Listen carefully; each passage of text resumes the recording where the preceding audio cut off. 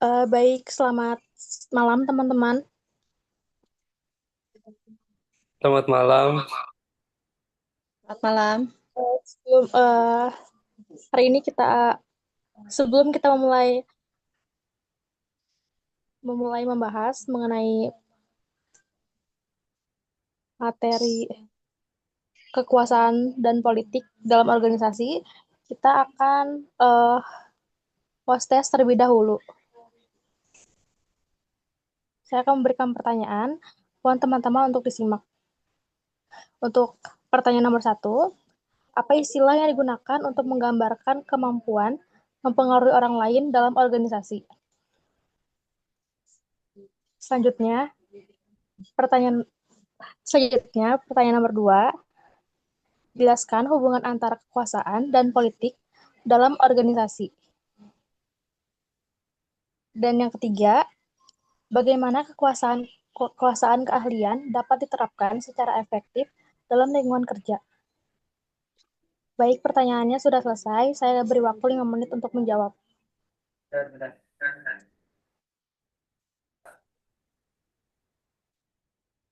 Oke, baik. 5 menit sudah berakhir. Untuk teman-teman mahasiswa yang ingin menjawab, saya persilakan.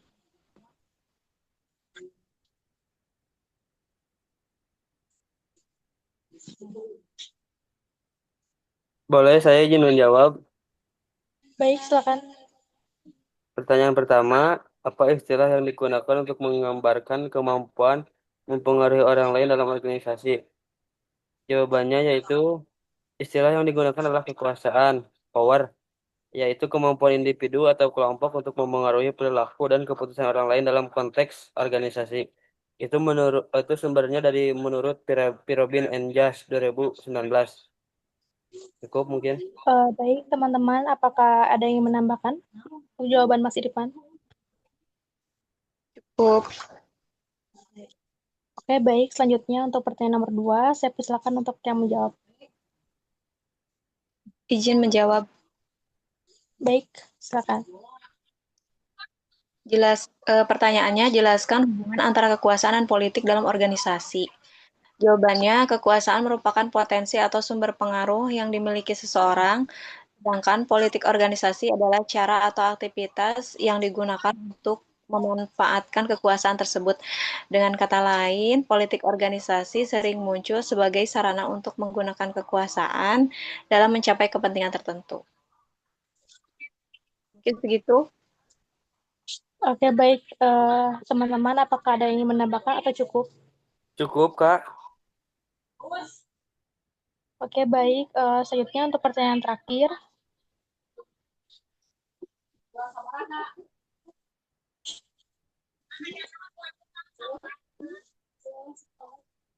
Untuk pertanyaan nomor 3.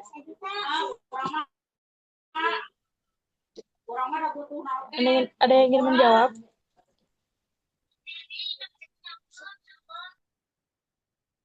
Eh, untuk teman-teman izin menjawab yang Baik, nomor tiga, silakan. yaitu menerapkan dalam kurung APLI. Pertanyaannya, bagaimana kekuasaan keahlian dapat diterapkan secara efektif dalam lingkungan kerja? Jawabannya, kekuasaan keahlian dapat diterapkan dengan cara memberikan masukan berbasis pengetahuan dan pengalaman, membantu pemecahan masalah, serta menjadi rujukan dalam pengambilan keputusan. Dengan demikian, pengaruh yang muncul didasarkan pada kompetensi, bukan paksaan. Eh, dari saya cukup segitu aja. Baik, teman-teman, apakah cukup atau ada yang ingin menambahkan? Dari saya cukup, jelas. Sudah cukup.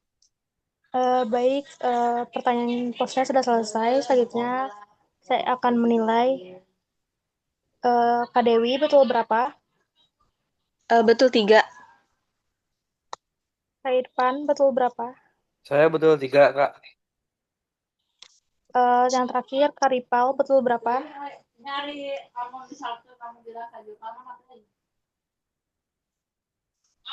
Eh, betul 3. Oke, baik. Selanjutnya, puasa sudah selesai. Selanjutnya saya akan menjelaskan sedikit materi mengenai kekuasaan dan politik dalam organisasi. Kekuasaan atau power adalah kemampuan seseorang atau kelompok untuk mempengaruhi perilaku, sikap, atau keputusan pihak lain agar sesuai dengan keinginannya. Kekuasaan tidak selalu berasal dari jabatan formal, tetapi juga dapat muncul dari keahlian, informasi, dan hubungan sosial dalam organisasi. Sementara itu, politik organisasi merujuk pada aktivitas yang dilakukan individu atau kelompok untuk mempengaruhi keputusan organisasi demi kepentingan pribadi atau kelompok tertentu.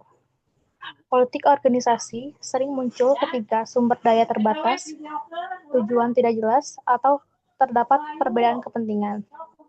Perilaku politik dapat berdampak positif maupun negatif. Secara positif, politik dapat membantu individu memperjuangkan ide yang bermanfaat bagi organisasi. Namun secara negatif, politik yang berlebihan dapat menimbulkan konflik, ketidakadilan, dan menurunkan kepercayaan serta kinerja organisasi. Dengan demikian, kekuasaan dan politik merupakan bagian yang tidak terpisahkan dari kehidupan organisasi. Tantangan utama bagi pimpinan dan anggota organisasi adalah menggunakan kekuasaan secara etis dan mengelola politik organisasi agar tetap mendukung pencapaian tujuan bersama. Baik, pembahasan materi sudah selesai. Bagi teman-teman yang ingin menjawab, saya persilakan.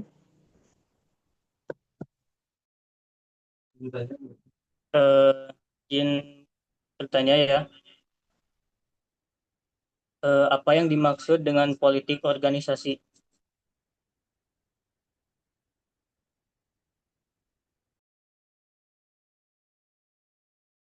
Iya, silakan.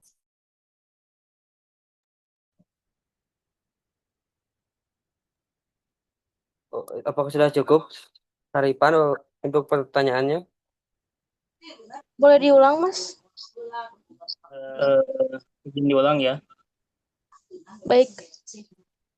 Apa yang dimaksud dengan politik organisasi? Oke, baik. Teman-teman mahasiswa ada yang ingin bertanya lagi? Saya izin bertanya.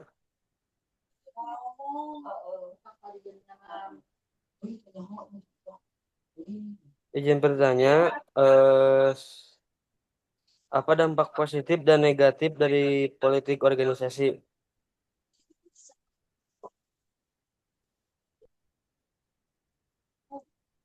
Oke, baik. Ada yang ingin bertanya lagi nggak?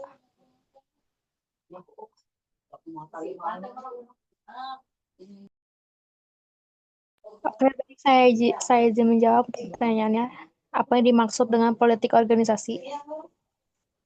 Politik organisasi adalah aktivitas individu atau kelompok yang bertujuan mempengaruhi keputusan dan proses dalam organisasi demi kepentingan pribadi atau kelompok tertentu, terutama ketika kepentingan tersebut tidak sepenuhnya sejalan dengan tujuan organisasi secara formal. Dan untuk pertanyaan yang kedua, apa dampak positif dan negatif dari politik organisasi? Secara positif, politik organisasi dapat membantu individu memperjuangkan ide kepentingan atau perubahan yang bermanfaat bagi organisasi. Namun secara negatif, politik organisasi dapat menimbulkan konflik ketidakadilan, menurunkan kepercayaan antar anggota, serta mengganggu kinerja dan keharmonisan organisasi. Apakah cukup? Apa ada yang ingin ditambahkan?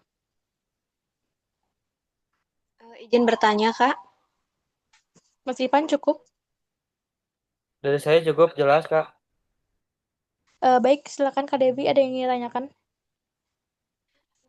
Mengapa perilaku politik sering muncul dalam organisasi? Oke, baik. Terima kasih untuk jawabannya. Izin menjawab. Pertanyaan tadi, mengapa perilaku organisasi sering muncul dalam organisasi?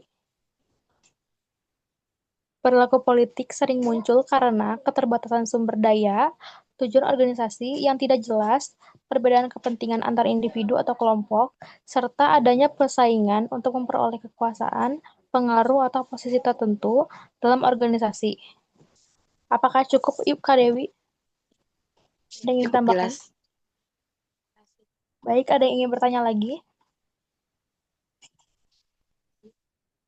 Cukup, Sudah Kak. cukup. Oke, baik. Kalau cukup, kita akan masuk ke pretest. Mohon untuk disimak. Untuk nomor 1, analisislah perbedaan dampak penggunaan kekuasaan, paksaan, dan kekuasaan referensi terhadap karyawan.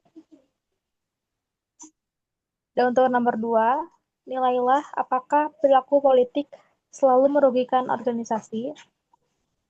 Dan pertanyaan ketiga, rancanglah langkah-langkah sederhana untuk meminimalkan dampak negatif politik organisasi. Baik, pertanyaannya cukup. Saya beri waktu 5 menit untuk menjawabnya.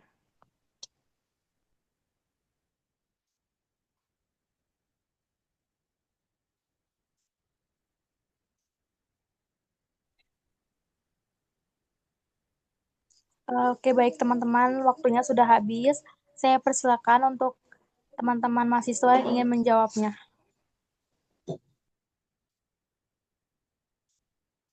Izin menjawab. Baik, silakan Ibu. Mana coba lihat?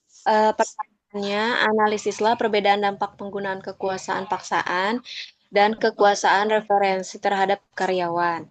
Jawabannya, kekuasaan paksaan cenderung menimbulkan rasa takut dan kepatuhan sementara, namun dapat menurunkan motivasi pekerja.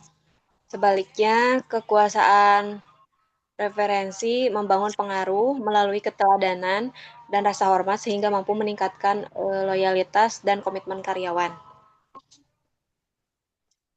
Segitu mungkin penjelasannya, Baik, Kak. teman-teman, apakah ada yang menambahkan? Dari saya cukup.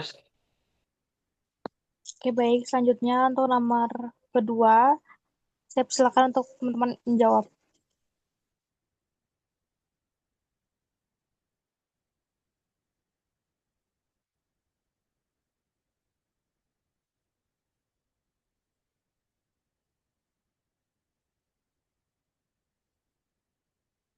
Teman-teman yang ingin menjawab.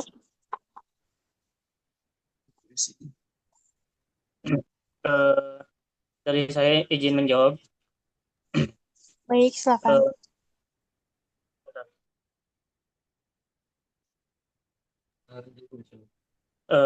Pertanyaannya,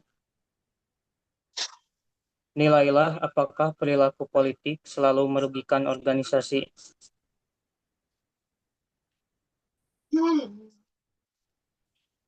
Untuk jawabannya, perilaku politik tidak selalu merugikan organisasi.